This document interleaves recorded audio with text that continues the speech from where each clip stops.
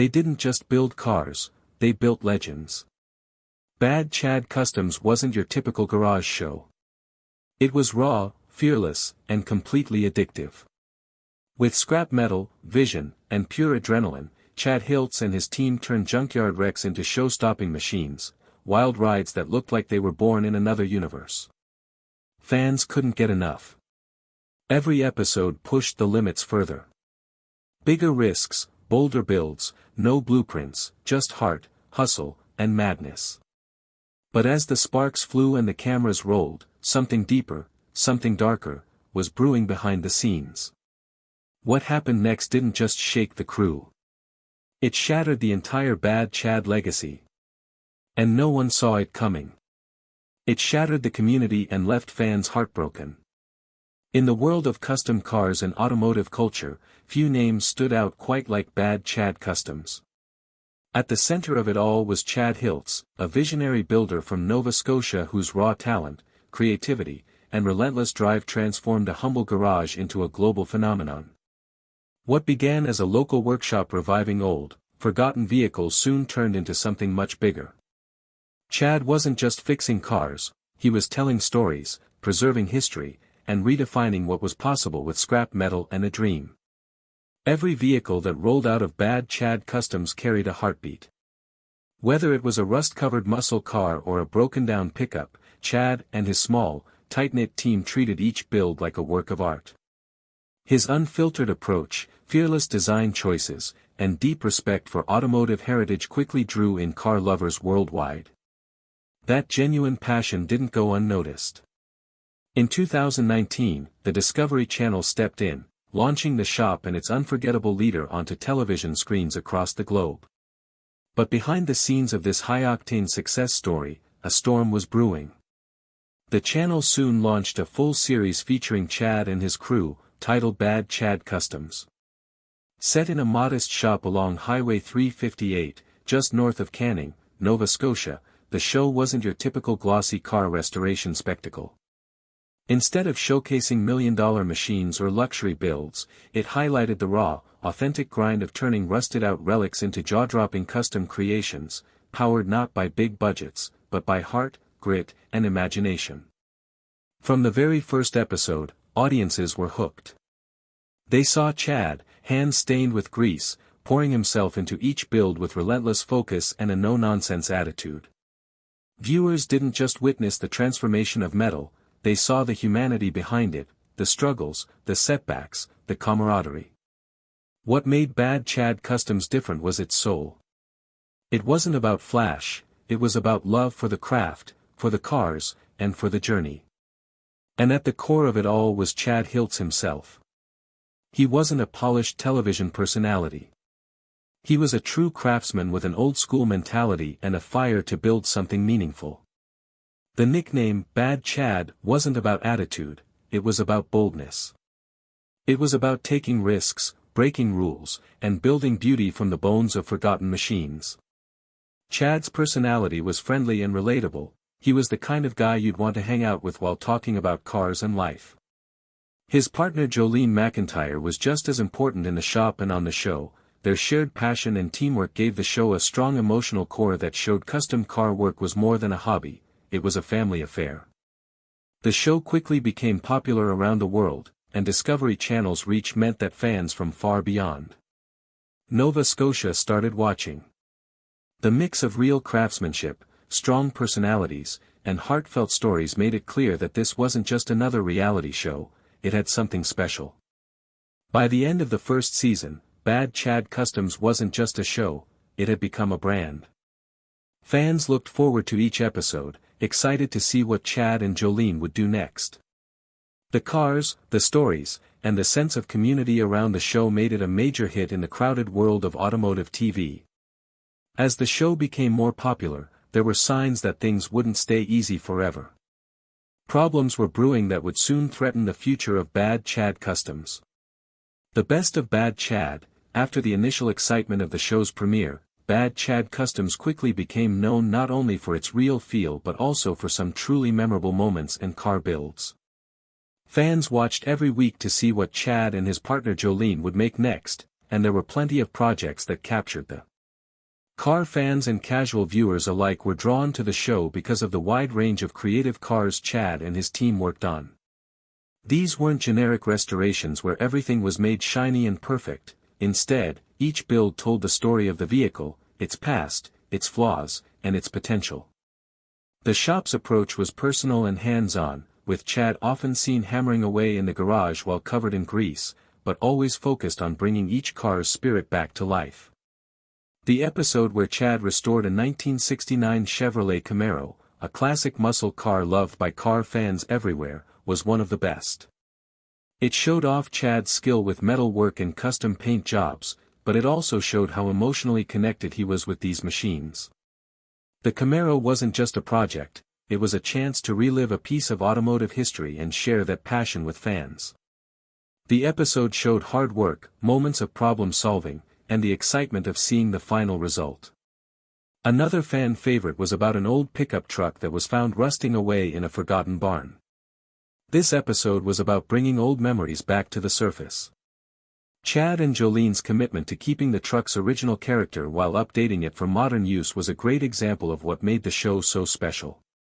The chemistry between Chad and Jolene also made the show stand out. Their partnership in the shop showed a balance of skills and personalities. Jolene wasn't just Chad's sidekick, she was also the driving force behind many of the projects and a trusted collaborator. Viewers loved seeing how well they got along and worked together. It made the work feel real and relatable. Another standout was a 1955 Chevrolet Bear. This classic American icon got a full restoration with a modern twist. Chad and Jolene carefully blended original styling with subtle custom upgrades, from a new paint job to an upgraded engine that balanced power and reliability. The car's smooth finish and careful attention to detail made it stand out. It was a crowd favorite and a highlight for the shop. Another memorable build was a 1972 Pontiac Firebird, which was known for its aggressive lines and muscle car roots. Chad's team completely redone the Firebird, improving the suspension and adding custom interior work to make it look as powerful as it drove. The Firebird's transformation showed how good the shop was at honoring a car's roots while adding new life to it. Bad Chad Customs also worked on a 1963 Ford Galaxy, which was a full-size cruiser. The Galaxy's size and style, along with its new paint job and modern mechanical upgrades, gave Chad's team a chance to show off their attention to detail, from the smooth body lines to the polished chrome accents that made it stand out. These memorable cars show off Bad Chad's Customs range from classic American muscle cars to vintage cruisers, and each one tells a story of hard work, skill, and respect for automotive history. These highlights quickly made the show famous as a real, heartfelt look at custom car culture. Fans weren't just interested in the cars, they were also interested in the people who worked on them. The stories of the cars were like the stories of the team, their struggles and their victories. But it wasn't just the builds that kept people watching, episodes often had funny, frustrating, or inspiring moments, like when a stubborn part wouldn't fit or when a surprise discovery in an engine led to a breakthrough. These times made Chad and Jolene seem like real people, not just TV stars. The show's popularity was shown by the fact that viewers didn't just watch it, they interacted with it by talking about their favorite builds on social media and sharing their own car stories. The sense of community around Bad Chad Customs became as important as the cars themselves. Despite its fast rise and growing buzz, the show was still a niche production compared to the big names in automotive TV, but fans loved how small and personal it felt. Even though these successes were great, there was a feeling that the road might not be easy forever. As Bad Chad Customs continued to air, the show's influence quickly spread beyond Nova Scotia and even Canada. What began as the journey of a small local workshop into the world of custom cars became a global phenomenon, with fans from all over the world connecting with Chad and Jolene's work, their passion, and the unique stories behind each build. Social media played a huge role in this. Platforms like Facebook, Instagram, and YouTube were full of fan discussions, clips from the show, and photos of Chad's custom cars. These platforms weren't just places to promote the show, they became virtual meeting places where car fans shared tips, stories, and admiration for the team. The community felt real and engaged, making Bad Chad Customs more than just a TV show, it became a movement. Some fans loved the technical aspects, others loved the craftsmanship, and still others loved the restoration. Others were interested in the couple's personalities and the story behind the shop. They were from a small town with a big dream and were working hard against all odds to make something special. Many people admired their straightforward approach to the work, their honesty, and the struggles they were going through. Chad and Jolene started to be recognized at auto shows, trade shows, and custom car meets. They weren't just TV stars, they were part of the larger car culture community. Fans would come to see the cars in person and meet them. Fans were able to connect with the team and learn more about the custom builds firsthand. This strengthened the brand's authenticity and loyalty. The team also grew their influence through merchandise and collaborations. Hats, shirts, and decals with the Bad Chad Customs logo became popular, helping to spread the name and support the business. This growth felt natural. It wasn't just about making money, it was about celebrating the culture and community that had grown around the show. As Bad Chad Customs' popularity grew, so did expectations. Fans wanted more episodes, more builds, and more stories.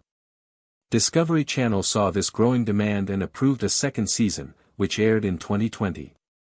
The team had big plans, and viewers were excited to see what new projects Chad and Jolene would take on. But as the show's popularity grew, so did the problems that came with it. Keeping the same level of quality and authenticity while working under the pressures of TV production is never easy. The reality behind the scenes was more complicated than what viewers saw on screen, and production schedules got longer. Higher stakes and more demands put stress on the team, but Chad and Jolene stayed committed because they loved their fans and the work. But the world was about to face a crisis that no one saw coming. As the team was getting ready for a third season, everything changed. What started as a faraway news story would soon hit home in a way that neither fans nor crew members could have imagined. Filming stopped suddenly, causing schedules to fall apart, and the team had to stop their work and figure out how to deal with a world that was changing quickly. For a show like Bad Chad Customs that was based on hands-on work in a busy shop with close collaboration, it was a huge challenge. Chad and Jolene knew that the future would be full of questions about the show, their business, and their ability to keep doing what they loved in the face of a global crisis that had never been seen before. But for now, fans were waiting for good news. What no one knew was that it wasn't just a pause, but that the show's journey on Discovery Channel would end in early 2020. There was a lot of excitement about the third season of Customs after the second season aired to enthusiastic viewers. Chad and Jolene, along with their small but dedicated team at the shop on Highway 358, were buzzing with ideas for new custom builds and stories to share. It looked like the show was going to get even bigger, reaching even more fans and solidifying its place as a beloved automotive series.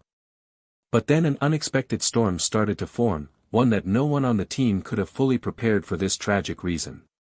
Discovery Channel introduced the world to Chad Hiltz and his partner Jolene McIntyre in 2019 when they showed off their small Nova Scotia shop Hiltz Auto Company. The show showed the raw, honest process of restoring and customizing classic cars with a personal touch that really connected with viewers in Season 1. Season 1 was a success, and a second season came out in 2020. Everything seemed set for a third season until the global pandemic hit. The health crisis quickly turned into a production nightmare. Lockdowns and strict health rules made filming almost impossible, especially in the busy workshop where Chad and his team worked together. The pandemic hit full force, and what started out as faraway news reports quickly turned into real life that turned everything upside down. Businesses closed, and film and TV productions around the world were shut down, including Bad Chad Customs. It was a tragedy. They kept putting off starting filming Season 3, so we had to cancel. When the cameras stopped rolling on Bad Chad Customs, it wasn't just another cancellation for Chad and Jolene, it was the sudden and unexpected end of a project that had been a dream come true. The reason for it was tragic in a way that no fan could have fully predicted. In addition to the logistical problems, networks had to cut budgets and delay production indefinitely, which had a huge impact on their finances. Smaller shows like Bad Chad Customs that didn't have the huge budgets of big hits were especially at risk. The pandemic didn't just pause the show, it put an end to it for good. This wasn't just disappointing, it was tragic. Chad and Jolene had put years of work and passion into the series. They weren't just builders, they were storytellers who shared their love of custom cars and small-town life with millions of viewers. Being cancelled felt like losing a part of who they were, and the show. The tragedy wasn't just the end of the show, the pandemic hit close to home in other ways as well. Chad's workshop, like many small businesses, had problems with supply chain disruptions, staffing issues, and the mental toll of uncertainty. The close-knit team had to deal with health scares, financial stress, and the loneliness of shutdowns. The real story behind the show's cancellation was a story of resilience in the face of hardship for a show that was based on hands-on work and close teamwork. The new rules were terrible because they made it impossible to film on-site because of health and safety concerns and social distance. What used to be a busy, collaborative space became a quiet, uncertain one. At first, Chad and Jolene hoped this would only be a temporary setback. They tried to come up with new ways to keep fans interested by posting updates on social media and even filming short clips from the shop while safety measures were in place, but the reality was harsh. The production. The financial effects of the pandemic were felt hard in the entertainment industry. Networks cut back on new projects, and safety concerns pushed back filming. Eventually, it was announced that Chad and Jolene would not be making a third season of Bad Chad Customs. This was heartbreaking news. The show had been more than a job, it was their passion, their dream, and a way to share their craft with the world. The cancellation felt like losing a part of who they were. Their passion lives on. Bad Chad Customs' story wasn't over when the TV show ended. Chad and Jolene knew that the love from their fans and the spirit of their work had to live on, even if the cameras stopped rolling. Behind the scenes, they started to shift their focus, and they found new ways to connect with fans and keep the custom car culture alive. Social media became their new stage, and videos of builds, tutorials, and behind-the-scenes looks started reaching millions of people online. Their YouTube channel and Facebook page grew into. The change wasn't easy. Chad and Jolene had to be creative, work hard, and be willing to change how they did things, but they did it, turning a sad ending into a new beginning. What led to the end of Bad Chad Customs on TV wasn't just the pandemic itself, it was also the industry's shutdown, the financial stress, and the new realities of production that shut the door on the show's future. Fans were also heartbroken. Online forums and social media were full of messages of sadness. Many people sent messages of support and disappointment, hoping that the show would come back someday. But it was clear that the TV chapter was over.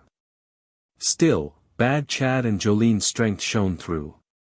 They wouldn't let the tragedy end their story. Instead, they found ways to keep their passion alive and even grow their audience in surprising ways.